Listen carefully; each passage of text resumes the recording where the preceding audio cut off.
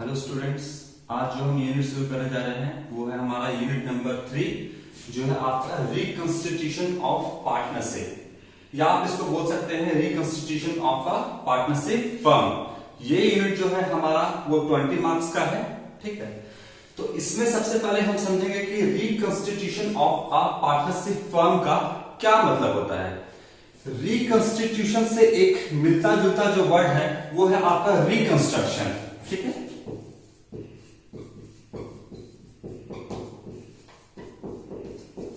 Reconstruction का मतलब होता है पुनर्निर्माण या पुनः निर्माण करना। मान लीजिए कि आप एक बिल्डिंग बना रहे हो, तो इस बिल्डिंग को बना रहे हो तो आप क्या कहोगे कि हम इस बिल्डिंग का कंस्ट्रक्शन कर रहे हैं।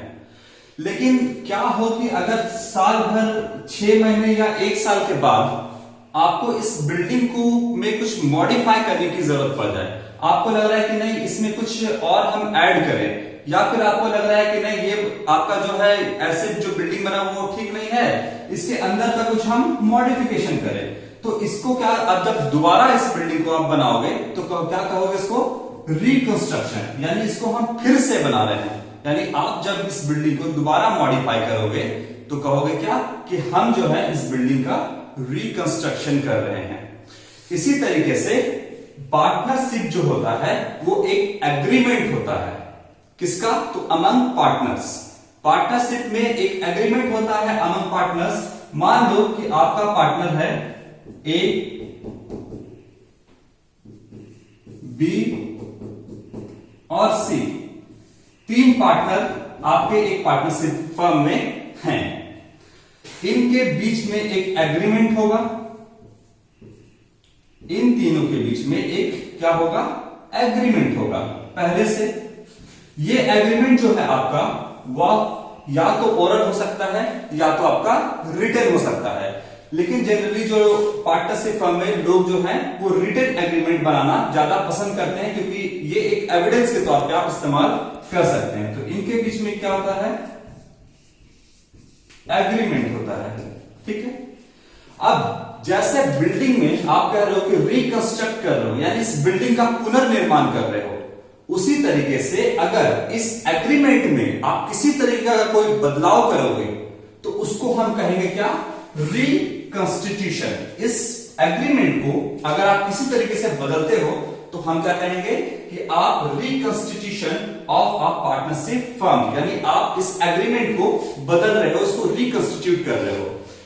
कॉन्स्टिट्यूशन का मतलब होता है आपका संविधान, यानी जिस एग्रीमेंट के तहत आप चल रहे हो वो आपका कॉन्स्टिट्यूशन है। और इस एग्रीमेंट को अगर आप बदलते हो तो क्या कहोगे, इसको reconstitution of a partnership firm. Partnership firm जो है, यहां तक कहने का ये मतलब नहीं है कि आप पार्टनरशिप फर्म का जो बिल्डिंग है उसको बदल रहे हो, आप पार्टनरशिप फर्म के बिल्डिंग को नहीं बदल रहे हो, जो उसका आपका जो जगह है उस जगह में कोई बदलाव नहीं कर रहे हो, बल्कि आप रिकंस्टिट्यूशन का यहां मतलब है कि आप इस एग्रीमेंट को बदल रहे हो, ठीक है। जैसे आप बिल्डिंग का कार्य जो है वो उस बिल्डिंग को अगर आप रिकंस्ट्रक्ट करते हो, दोबारा निर्माण करते हो, तो ये कहलाएगा रिकंस्ट्रक्शन। लेकिन इस एग्रीमेंट को अगर आप बदलोगे तो ये कहलाएगा आपका reconstitution of a partnership firm, ठीक है। अब ये बदलाव किन किन कारण से हो सकता है, ठीक है। इसका आपका बेसिकली 5 रीजन हो सकता है, 5 कारण हो सकता है। सबसे पहला आपका रीजन है change in the profit sharing ratio among the existing partner. जो आपका वर्तमान में जो पार्टनर काम कर रहे हैं, अभी कौन कौन वर्तमान में आपके पार्टनर काम कर रहे हैं, ए, बी और सी, इनके बीच में अगर change in the profit sharing ratio, इनका मान लो कि पहले से जो रेशियो चलता रहा है वो है 3:2:1। ए का कितना है 3, बी का कितना है 2 और सी का है आपका 1। अब इसमें आप क्या कर रहे हो कि मान लो तीनों के बीच में ये डिसाइड होता है, ए, बी और सी के बीच में, कि हमारा जो प्रॉफिट शेयरिंग रेशियो जो 3:2:1 है ये सही नहीं है। यानी जो भी प्रॉफिट होगा उसका तीसरा हिस्सा आपका ए ले जाएगा, दूसरा हिस्सा बी, और जो सी को मिलेगा वो एक हिस्सा मिलेगा।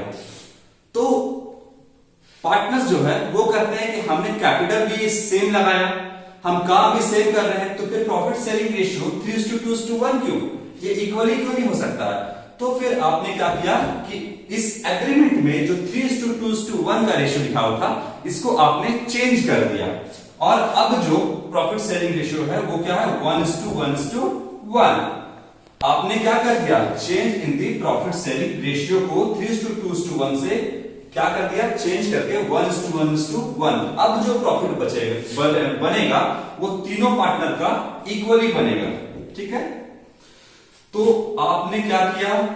आपने पार्टनरशिप फर्म को इस एग्रीमेंट में जो पहले से लिखा था 3:2:1, इसको आपने चेंज किया और एक नया एग्रीमेंट बनाया, है ना? एक नया एग्रीमेंट बनाया।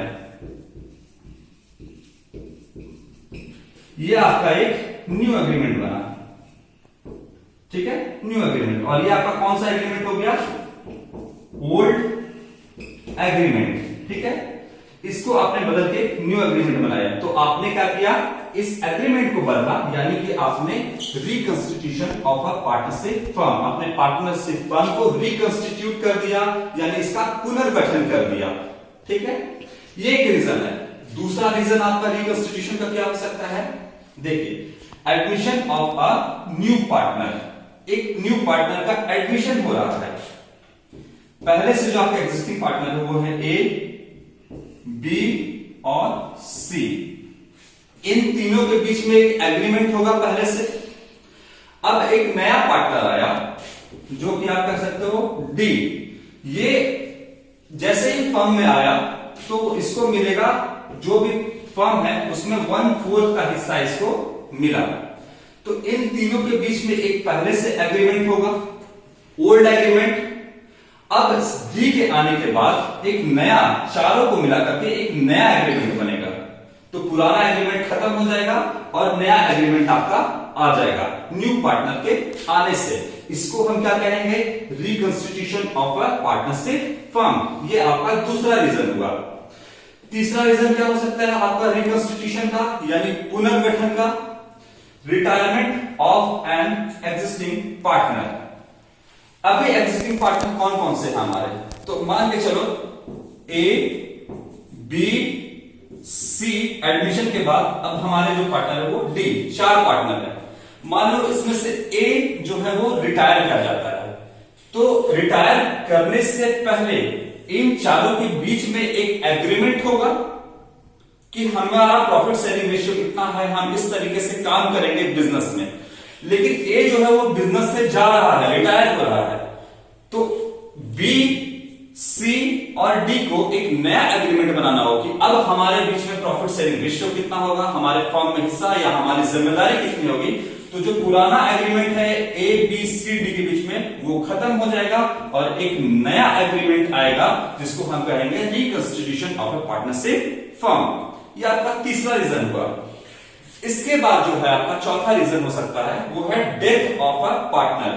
रिटायरमेंट और डेथ में बहुत ज्यादा अंतर नहीं है, उसके अकाउंटिंग में बहुत ज्यादा अंतर नहीं है।